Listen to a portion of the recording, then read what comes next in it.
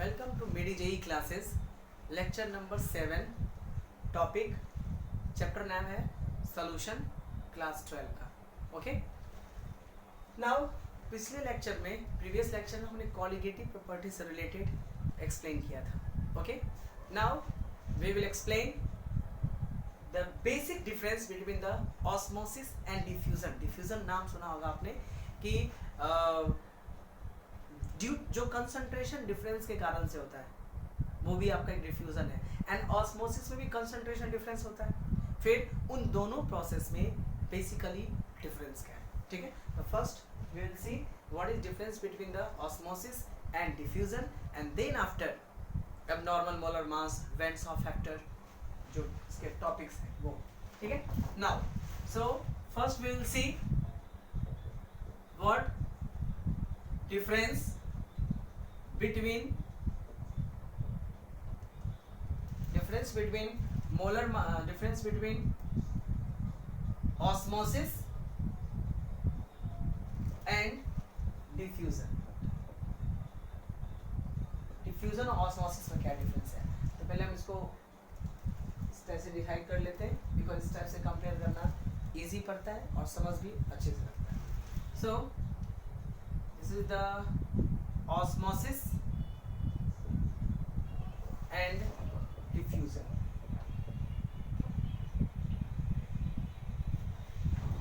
Osmosis क्या था? For osmosis process semi permeable membranes requirement होता है। Semi permeable membranes अगर नहीं हो तो osmosis process नहीं होता है। But for diffusion process there is no role of semi permeable membrane। पहला डिफरेंस तो ये हो गया कि for osmosis process movement of molecules that is solvent take place through semi permeable membrane. So for osmosis semi permeable membranes required,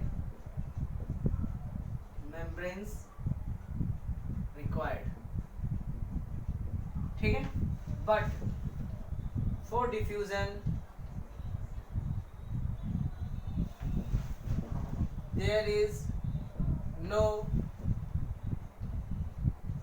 requirements of diffusion, sorry there is no requirement of SPM, semi permeable membrane का कोई भी requirement नहीं होता है, ठीक है। फिर होता है कि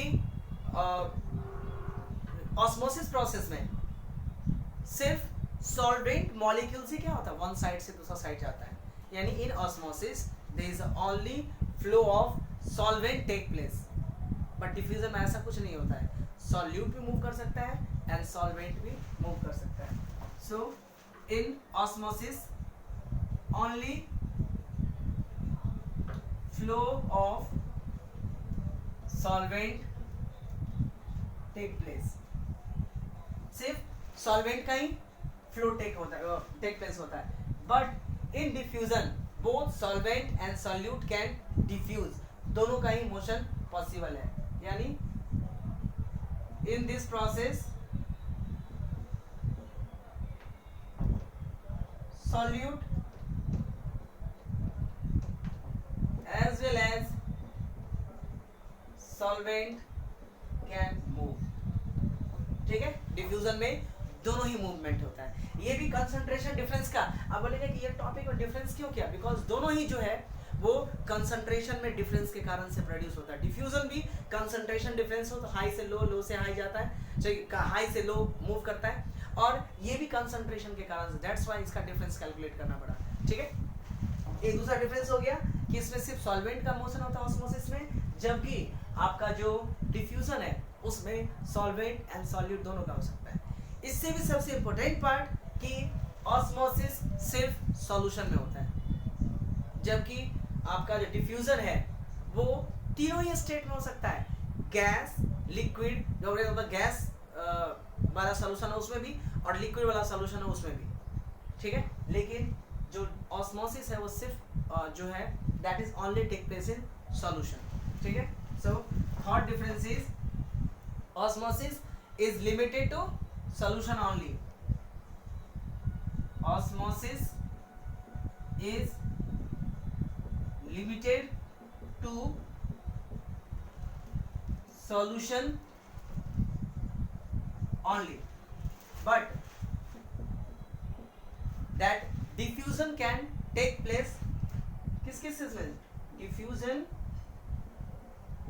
can take place for gas में भी हो सकता है, in gas and liquid solution both. Diffusion in gas हमने पढ़ा होगा कि हाई कंसंट्रेशन का गैस जो होता है, या हैवियर गैस जो लाइटर गैस होता है वो फ्लो होता है, ठीक है, जिसका कंसंट्रेशन हाई होगा वो लोअर की ओर मूव करेगा. Okay, and osmosis can be reversed, है ना. रिवर्स ऑस्मोसिस था कि if you exert extra pressure in that condition the flow of solvent take place from high concentration to low concentration. लेकिन डिफ्यूजन रिवर्स नहीं होता है. Osmosis can be reversed by applying extra pressure, but diffusion can not be stopped and can not be reversed. ये दोनों काम हो सकता है. यानी osmosis can B reversed and stopped by applying pressure. रोक भी सकते हैं और उल्टा भी कर सकते हैं. But diffusion can neither be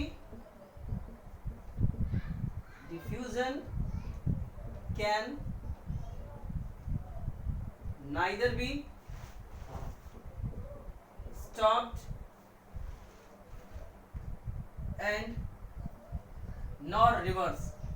इसको रिवर्स भी नहीं कर सकते आप. This is the basic difference between the diffusion and osmosis.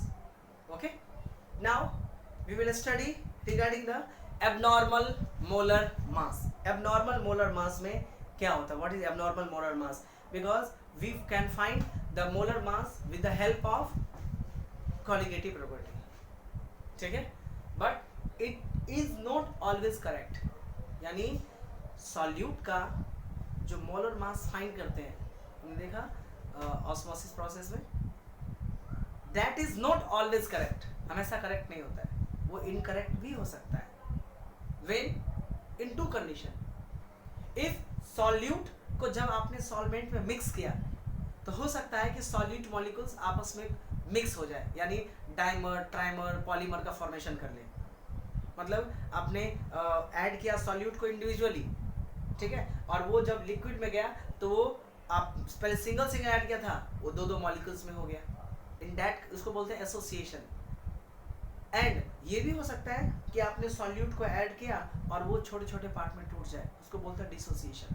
So if solute get associated or a solute get dissociated, in both condition colligative property का use करके जो molar मास हम फाइंड करते हैं वो इनकरेक्ट होता है. ठीक है, so in case of association of solute and in case of dissociation of solute, उस केस में जो हम मोलर मास फाइंड करते हैं कॉलिगेटिव प्रॉपर्टी का यूज करके, उसको हम एबनॉर्मल मोलर मास बोलते हैं. जो मोलर मास एक्यूरेट है उसको मोलर मास बोलते हैं, और जो इनकरेक्ट एबनॉर्मल मास है, ठीक है, जो इनकरेक्ट मोलर मास है जो कॉलिगेटिव प्रॉपर्टी से हम फाइंड करते हैं, that is known as abnormal molar mass. ठीक है, होता दोनों ही है, लेकिन डिसोसिएशन एसोसिएशन के कारण से जो कैलकुलेटेड वैल्यू है वो ऑब्जर्व वैल्यू से क्या होता है, आपका डिफरेंस आ जाता है. So we will study the abnormal molar mass. Okay, what is abnormal molar mass? So the molar mass calculated with the help of colligative property.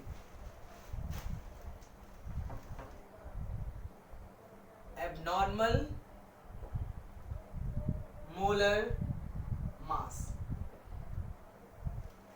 Okay, The molar mass obtained, the molar mass obtained कहां से? By using colligative property. हमेशा ही गलत नहीं होता है, जब dissociation association नहीं होगा तब उस केस में राइट होता है, ठीक है। Is incorrect if there is association और dissociation of particle take place. If there is association और dissociation of solute particle take place in solution। जब सॉल्वेंट में ऐड करेंगे तो अगर सॉल्यूट पार्टिकल आइदर मिक्स होकर के बल्क हो जाए, यानी एक दो तीन तीन मॉलिक्यूल्स मिलकर बड़ा हो गया, या टूट जाए, इन दोनों ही कंडीशन में कॉलिगेटिव प्रॉपर्टी से जो मोलर मास फाइंड करते हैं वो इनकरेक्ट होता है। सच मोलर मास, ठीक है, such molar mass is known as, such molar mass is known as abnormal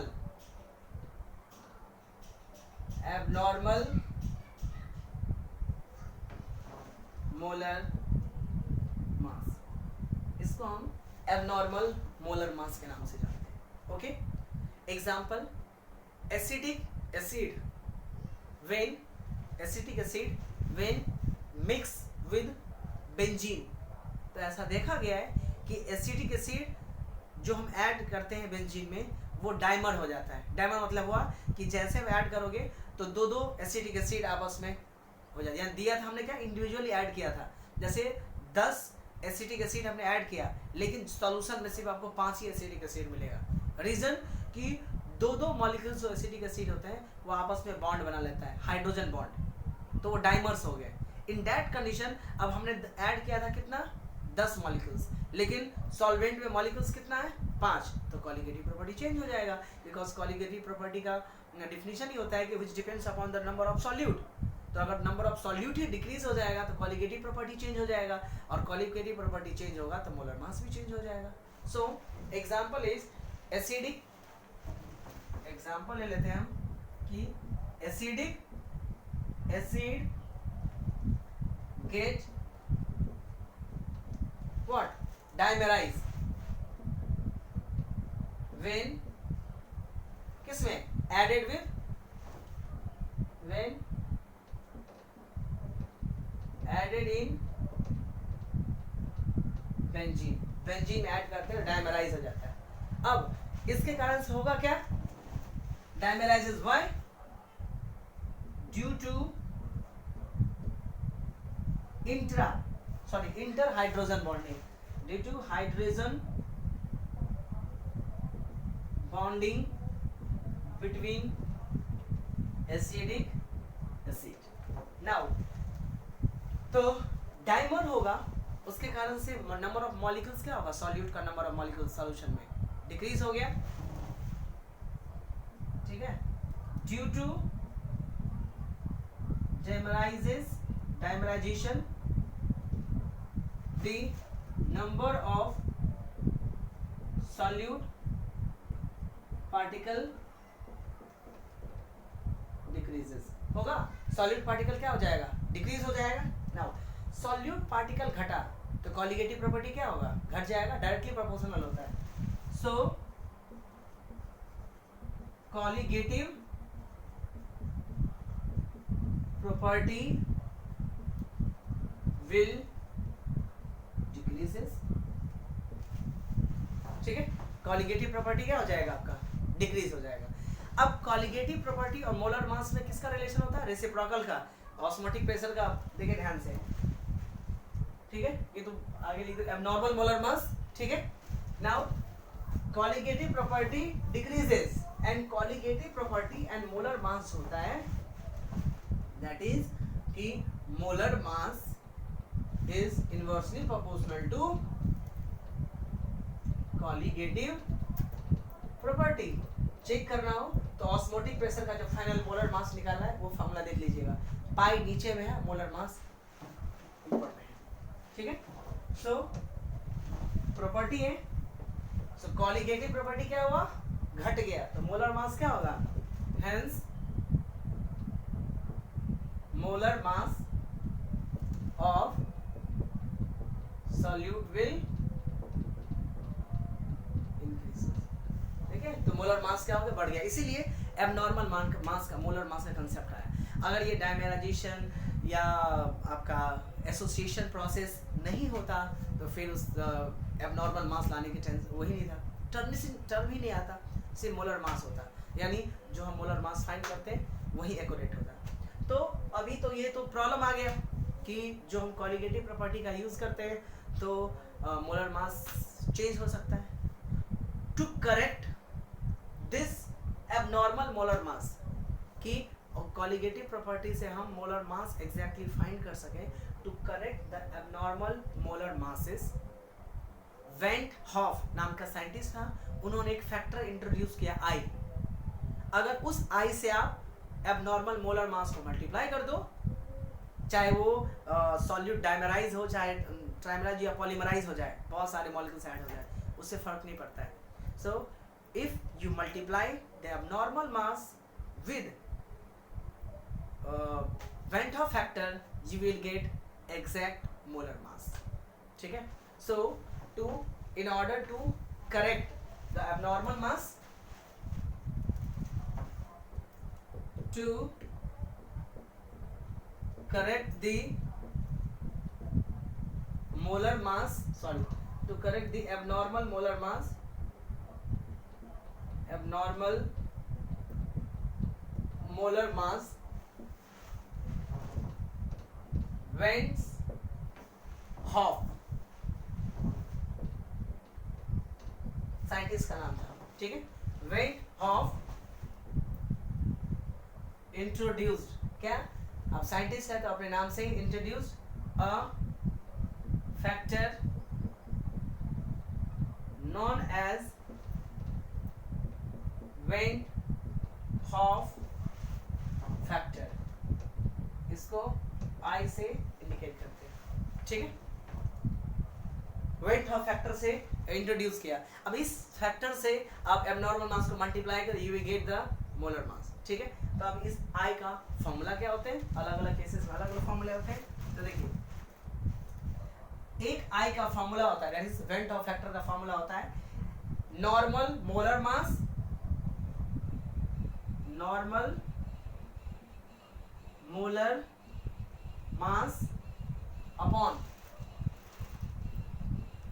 एब normal molar mass. Okay. Normal molar mass upon abnormal molar mass is equal to I. ये भी होता है. Another formula of I का दूसरा formula भी होता है, that is observed colligative property upon calculated colligative property. Calculated colligative property. इसका क्या मतलब हुआ कि अभी देखा कि सॉल्यूट अगर डाइमराइज होता है या पॉलीमराइज होता है या डिसोसिएट होता है तो इन दैट कंडीशन कॉलिगेटिव प्रॉपर्टी क्या होता है, चेंज होता है. तो वो जो कॉलिगेटिव प्रॉपर्टी चेंज हुआ वो आपका कैलकुलेटेड कॉलिगेटिव प्रॉपर्टी में आएगा. एंड जो एक्चुअल में होना चाहिए, यानी जब solid molecules as it is है तो उस टाइम पे जो कॉलिगेटिव प्रॉपर्टी होना चाहिए उसको हम ऑब्जर्व्ड कॉलिगेटिव प्रॉपर्टी बोलते हैं. Okay. That is called the observed colligative property. Okay. Now नहीं उल्टा, कैलकुलेटेड कॉलिगेटिव प्रॉपर्टी जो फिक्स होता है वो, एंड ऑब्जर्व होता है जो एसोसिएशन डिसोसिएशन के कारण से चेंज होता है वो, ठीक है, उल्टा बोला गया, सॉरी।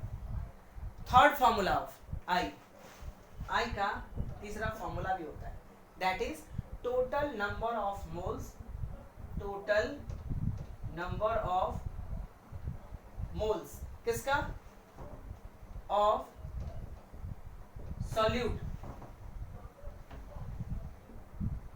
आफ्टर एसोसिएशन और dissociation.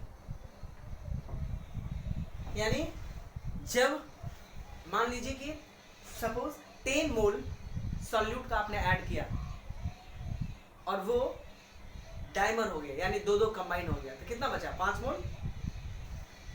Total number of moles, तो यहां पे क्या रखना है, 5 मोल, अपॉन आपने ऐड कितना किया था, 10 मोल, सो number of moles of particle, so number of moles of solute particle before association or dissociation. This is also the formula of I. यानी जो डेटा दिया रहेगा उस बेसिस पे आप डिराइव कर सकते हैं, ठीक है। इसमें क्या है, टोटल नंबर ऑफ मॉलिक्यूल्स, ठीक है। जैसे मान लीजिए कि 15 मॉलिक्यूल्स आपने ऐड किया सॉल्यूट का, और सॉल्वेंट में जाकर के 3-3 का कॉम्बिनेशन बन गया, तो कितना बचा, 3-3 का कॉम्बिनेशन 5, तो ऊपर आएगा 5, और नीचे आपने ऐड कितना किया था, 15, तो 5/15, यानी आई का वैल्यू कितना आएगा, 1/5, ओके। इफ आपने डाइमराइज हो गया है तो आधा हो गया, यानी 5, और नीचे कितना आएगा, 10, अगर 10 मॉलिक्यूल से ऐड किया है तो आई का वैल्यू कितना हो जाएगा, हाफ। इसका मतलब हुआ आई का वैल्यू 1 से छोटा भी हो सकता है, और 1 का, अगर आप देखते हैं किस केस में 1 से छोटा होता है और किस केस में 1 से बड़ा। This is the van't half factor, went half factor का तीनों फॉर्मूला है, जो डेटा क्वेश्चन न्यूमेरिकल में दिया रहता है उसके बेसिस पे हम फॉर्मूला को यूज करते हैं, ठीक है। Now the case in which I is greater than 1 and the case in which I is less than 1, कौन कौन से केस में आई बड़ा होता है और कौन से केस में छोटा होता है, ठीक है। तो वेंट हॉफ फैक्टर का यूज किया जाता है किसके लिए, एबनॉर्मल मास से मोलर मास फाइंड करने के लिए। एबनॉर्मल मास में इनकरेक्ट था, जब एसोसिएशन और डिसोसिएशन होता है तब इन तीनों फॉर्मूला का यूज कर सकते हैं, ओके। नाउ कौन से केस में आई का वैल्यू ग्रेटर देन 1 होगा और कौन से केस में association. Now in case of association, in case of association of particle, particle associate होगा तो ऊपर में नंबर ऑफ मोल्स क्या होगा, घट जाएंगे, और नीचे नंबर ऑफ मोल्स क्या होगा, बढ़ जाएगा। आई का वैल्यू क्या होगा, लेस देन 1, 1 से छोटा वैल्यू आएगा, ठीक है। And in case of dissociation, in case of dissociation of particle, okay, I का वैल्यू ग्रेटर देन 1 आएगा। Why? डिसोसिएट हुआ तो ऊपर नंबर ऑफ पार्टिकल क्या हो जाएगा, बढ़ जाएगा, और नीचे number of particle as it is रहेगा, तो वैल्यू क्या हो जाएगा, ग्रेटर देन 1। अब ये I का वैल्यू आप कंपाउंड दिया रहेगा उस बेसिस पे ही फाइंड कर सकते हैं, ठीक है। I का कोई पर्टिकुलर फिक्स वैल्यू नहीं होता है। एग्जाम्पल बात करो कि value of I for NaCl, sodium chloride generally क्या होता है, डिसोसिएट होता है, किसमें, Na+ और Cl- में, ये टूटता है आपका कितना, Na+ और Cl- में, तो डिसोसिएशन कितने पार्ट में हुआ, 2। तो अगर रेशियो निकालेंगे तो नंबर ऑफ पार्टिकल कितना है, 2 अपॉन ओरिजिनल कितना था, 1, 2/1 कितना, 2। आप सीधे ध्यान रखिए ना कि NaCl कितने पार्ट में टूटा, 2 पार्ट में, तो इसके लिए I का वैल्यू कितना हो जाएगा, 2, ठीक है। 4 K2SO4 कितने पार्ट में टूटेगा, K2, पोटेशियम 2 है, और सल्फेट यहाँ पे S अलग ऑक्सीजन अलग नहीं है, सल्फेट SO4 एक कंपाउंड है, तो SO4 एक माना जाएगा, एंड K2 2 पोटेशियम है, यानी टोटल इसमें 3 पार्ट है, ठीक है। तो इसमें यानी जो टूटेगा 2 पार्ट आपका के होगा और 1 पार्ट जो होगा आपका वो SO4 माइनस होगा। तो टोटल कितने हुए 2 और 3 पार्ट में टूटा। तो इसके लिए आई का वैल्यू कितना हो जाएगा 3, वेंट ऑफ फैक्टर का वैल्यू कितना हो जाएगा 3। फिर अगर मान लीजिए 4AlCl3, तो एल्यूमिनियम 1 है और क्लोरीन कितना है 3, तो टोटल कितने पार्ट हुए 4 पार्ट में डिसोसिएट हुआ। तो आई का वैल्यू कितना हो जाएगा 4। CaCl2 कितना पार्ट में टूटेगा, क्लोरीन कितना है 2, क्लोरीन एक सिंगल एग्जिस्ट करता है इसलिए क्लोरीन 2 हुआ, और कैल्शियम कितना आपका 1, तो टोटल कितने हो जाएंगे, तो यहाँ टूटेगा तो Ca प्लस और 2Cl माइनस में, तो टोटल कितने पार्ट में डिसोसिएट हुआ 3, तो आई का वैल्यू कितना हो गया 3। तो वेंट ऑफ फैक्टर इससे भी कैलकुलेट कर सकते हैं। तो मान लीजिए कभी NaCl एबनॉर्मल मोलर मास पता है और NaCl का मोलर मास निकालो, एबनॉर्मल मास दिया हुआ है, तो वेंट ऑफ फैक्टर 2 से मल्टीप्लाई कर दीजिए, you will get the exact molar mass. Okay, तो मोलर आप वेंट ऑफ फैक्टर इस प्रोसेस से भी कैलकुलेट कर सकते हैं। अब जैसे ये तो पार्ट क्या और डिसोसिएशन का हुआ, अब जो एसिटिक एसिड था वो बेंजीन में क्या होता है एसोसिएट डाइमेराइज होता है, तो उसके लिए आई का वैल्यू कितना होगा, दैट इज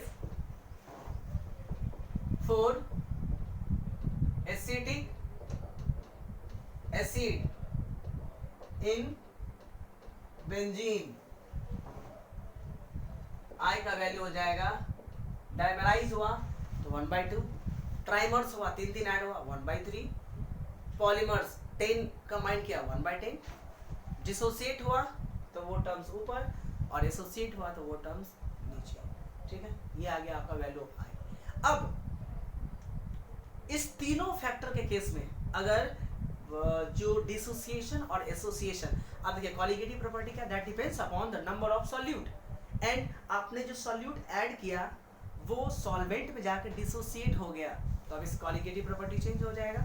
अगर नहीं टूटा तो जो आपने अभी तक फार्मूला पढ़ा उसका यूज करेंगे। इफ डिसोसिएशन और एसोसिएशन होता है, इन दैट कंडीशन आपको ये चारों का जो फार्मूला है, यानी relative loading in vapour pressure, elevation in boiling point, depression of freezing point and osmotic, इस चारों का फार्मूला चेंज हो जाता है अगर एसोसिएशन डिसोसिएशन हुआ तो, और ये जो आपका वेंट ऑफ फैक्टर है उसके टर्म में लिखाता है। तो in term of went of, यानी वेंट ऑफ ने क्या किया, इन चारों को जो 4 कॉलिगेटिव प्रॉपर्टी था उसको क्या किया, मॉडिफाई किया, ठीक है। So Van't Hoff modified the formula of 4 colligative property, okay.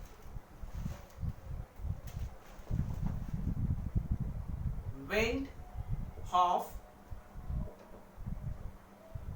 modify the equation of colligative properties as, पहला क्या था, relative lowering in vapour pressure, formula याद हो, that is delta P by P1 naught था, formula था आपका W2 upon M2 into W1, ठीक है, और ऊपर में था आपका M1 मोल फ्रैक्शन के टर्म में, ये जनरल फॉर्मूला था। बट अगर डिसोसिएशन और एसोसिएशन होता है, in that condition went of ने क्या किया, इसको आई से मल्टीप्लाई कर दिया, so this is the formula of relative loading in terms of went of factor, ठीक है। सिर्फ क्या किया, इसको आई से मल्टीप्लाई कर दिया। नाउ सेकंड था आपका elevation in boiling point, elevation in boiling point का formula delta T B is equal to K B, ठीक है, इनटू मोलैलिटी। जब कोई डिसोसिएशन एसोसिएशन टर्म नहीं है तो ये यूज करते हैं, लेकिन अगर एसोसिएशन डिसोसिएशन हुआ तो क्या करने का, सिर्फ इसको आई से मल्टीप्लाई कर देने का। Okay, third one is depression in freezing point. Depression in freezing point का फॉर्मूला था delta T F is equal to K F M. Normal था। अगर डिसोसिएशन एसोसिएशन का कंडीशन है, in that condition you just multiply I with this. This is the formula of ये। And next one is osmotic pressure. Fourth one था आपका osmotic pressure. Formula क्या था, pi equal to C R T. Okay, now अगर association dissociation हुआ तो went half rule लगेगा। करने का सिर्फ क्या, आई से मल्टीप्लाई कर देंगे। This is the van't Hoff equation of colligative property. ठीक है, ये कब यूज करेंगे, जब क्वेश्चन में एसोसिएशन डिसोसिएशन का कंसेप्ट हो तो आई का वैल्यू कितना, आई का वैल्यू चेंज हो जाएगा। और जब एसोसिएशन डिसोसिएशन है ही नहीं तो सब आई का वैल्यू कितना हो जाएगा, 1। तो 1 1 करोगे तो फिर से क्या आ जाएगा, original colligative property. So this is the van't half factor. ठीक है, probably this is the last topic of this chapter. Solution chapter का ये लास्ट टॉपिक था। Okay, go through etch lecture. Okay, revise it. Problem होता है पूछिए, YouTube पे comment box में मेंशन कर दीजिए, I will answer it. Okay, so this is the completion of chapter name solution. Theoretically ये चैप्टर कंप्लीट हो गया। अब नेक्स्ट जो लेक्चर्स होंगे उसमें इस पे बेस्ड कुछ न्यूमेरिकल्स देखेंगे। ठीक है, फिर इसका जेई एंड नीट का लेक्चर्स होगा, जिससे आपको ये सारे चैप्टर्स टॉपिक भी रिवाइज होंगे और बहुत सारे टॉपिक एक्स्ट्रा आएगा। ठीक है, अब ये टॉपिक्स मिक्सिव फॉर्मूला अच्छे से याद लर्न होगा, देन जेई और नीट के जो क्वेश्चंस होंगे उसको आप बहुत इजी मेथड में सॉल्व कर सकते हो। ठीक है, कंपटीशन में कोई क्वेश्चन बहुत बाहर से नहीं आता है, डिपेंड करता है आपको सारे कंसेप्ट क्लियर है या नहीं है, सारे कुछ आते हैं कि नहीं है। ठीक है, फॉर्मूलेज रिवाइज होना चाहिए, फॉर्मूले को यूज करना आना चाहिए, बाकी बहुत बड़े बड़े इक्वेशंस करने की जरूरत नहीं पड़ता है। ठीक है, सो नेक्स्ट लेक्चर जो होगा that is based on the numerical of this chapter and competition, that is JEE and NEET पे बेस्ड ऑन। ठीक है।